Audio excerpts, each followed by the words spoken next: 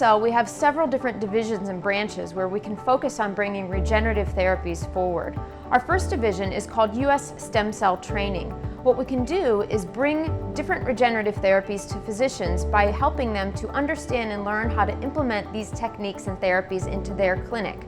These courses include an online component, a 2-day in-person course, as well as a preceptor program where we can actually go on-site and teach the physicians how to implement these therapies into their own practice. Our second division is called Vet Biologics. At Vet Biologics, we focus on bringing these regenerative therapies or stem cell products to the veterinary market.